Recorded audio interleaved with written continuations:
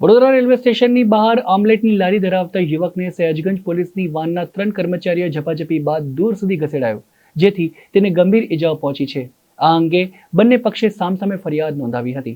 સયાજગંજના LRD Mohammad મુબશશીર Mohammad સલીમે ફરિયાદમાં જણાવ્યું કે પીસીઆર વાનમાં તેમની સાથે એલઆરડી રઘુવીર ભરતભાઈ અને કોન્ટ્રાક્ટના ડ્રાઈવર કિશન પરમાર હતા।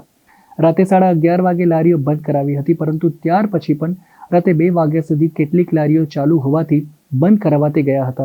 આ વખતે મોહમ્મદ ફૈઝાન અમીરુદ્દીન શેખ કાલુમિયાની પોલીસે લારી બંધ કરાવી હતી તેમ કહી મોહમ્મદ ફૈઝાન ગાડો ભાંડતો હોવાથી તેને સભ્યતા રાખવા કહ્યું હતું।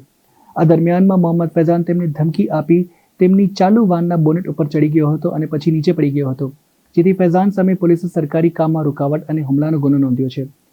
આમ સામે પક્ષે મોહમ્મદ ફૈઝાનના ભાઈ મુમતાઝ શેખે નોંધાવેલી ફરિયાદમાં જણાવ્યું કે રાતે તેમના ભાઈની લારી પર આવેલા પોલીસવાળા મુબશશીર, પોલીસ કોન્સ્ટેબલ રઘુવીર અને ડ્રાઈવર કિશન નટવરભાઈ પરમારે તેમના ભાઈને ગાડો ભાંડી લાકડી વડે માર માર્યો હતો, જેથી તેને આવેશમાં આવી વાનને આગળથી પકડી લીધી હતી। તેમનો ભાઈ ઢસડાઈને પડી જતા તેને ગંભીર ઇજાઓ પહોંચી છે। હાલમાં તેની હાલત નાજુક છે। પોલીસે આ અંગે ત્રણેય પોલીસ સામે બેરહેમીપૂર્વક માર મારવા બદલ ગુનો નોંધ્યો છે। ઈંડાની લારી છે, ફૈઝાન નામનો ઈસમ ઈંડાની લારી ધરાવે છે। આ ઈંડાની લારી રેલવે સ્ટેશન નજીક છે। રાત્રિના સામાન્ય રીતે 11:30-12ના અરસામાં લારી ગલ્લા પોલીસ બંધ કરાવતી હોય છે। કાયદો અને વ્યવસ્થા જાળવવાના ભાગરૂપે સયાજીગંજ પોલીસે 11:30ના અરસામાં 12ના અરસામાં શહેરમાં પેટ્રોલિંગ ફરી નાઇટ રોન શરૂ થતાં રેલવે સ્ટેશન તેમજ સમગ્ર વિસ્તારની અંદર લારી ગલ્લા બંધ કરાયેલા। એમાં આ ફૈઝાન આમલેટ સેન્ટરની લારી પણ બંધ કરાવી।